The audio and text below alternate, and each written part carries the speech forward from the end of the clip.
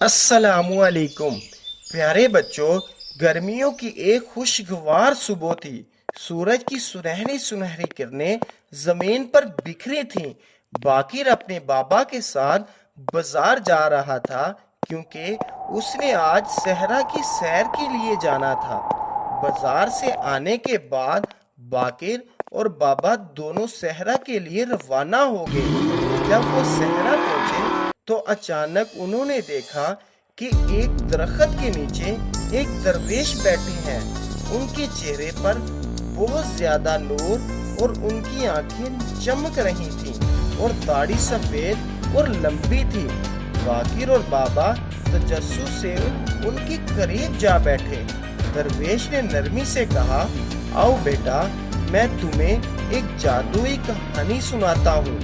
باقر فوراً بھاگ کر درویش بابا کے پاس جا بیٹھا اور کہنے لگا، درویش بابا، مجھے کہانی سننے کا بہت شوق ہے۔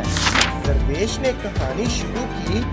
بہت پہلے کی بات ہے، ایک نیک دل بچہ جس کا نام حسن تھا، وہ ایک گاؤں میں رہتا تھا۔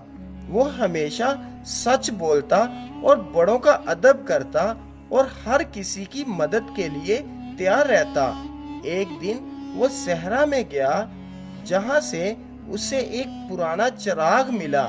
حسن نے چراغ کو دیکھا تو ایک دم سے حیران ہو گیا۔ حسن بہادر اور دلیر بچہ تھا۔ اس نے ہمت کر کے چراغ کو پکڑا اور چراغ کو دیکھنے لگ گیا، یہ کیا چیز ہے، کیونکہ چراغ مٹی سے لت پت تھا۔ جیسے ہی حسن نے چراغ کو رگڑا تو ایک بہت بڑا جن نمودار ہوا۔ جن نے کہا، کیا حکم ہے میرے آقا؟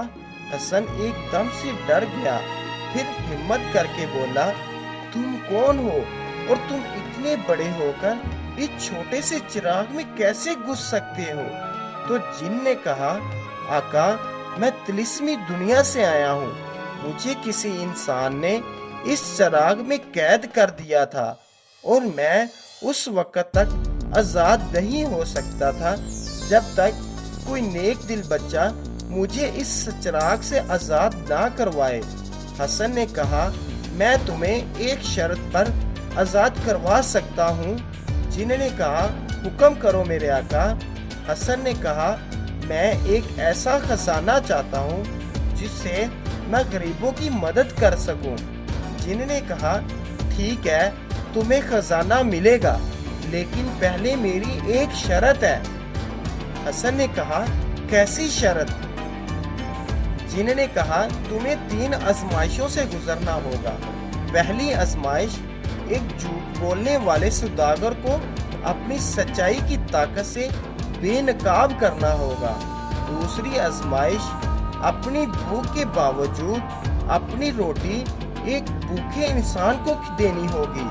اور تیسری آزمائش، ایک اندھیری اور خوفناک وادی سے گزرنا ہوگا۔ درویش نے کہا، حسن نے تینوں آزمائشیں بہادری اور خلوص سے پوری کی۔ جن نے اسے ایک سنہری دروازے تک لے گیا۔ جیسے ہی وہ دروازہ کھلا تو اندر ایک خزانہ بھرا ہوا بہت بڑی غار تھی۔ حسن خزانے کو دیکھ کر حیران رہ گیا کیونکہ اس نے پہلی بار اتنا زیادہ سونا دیکھا تھا۔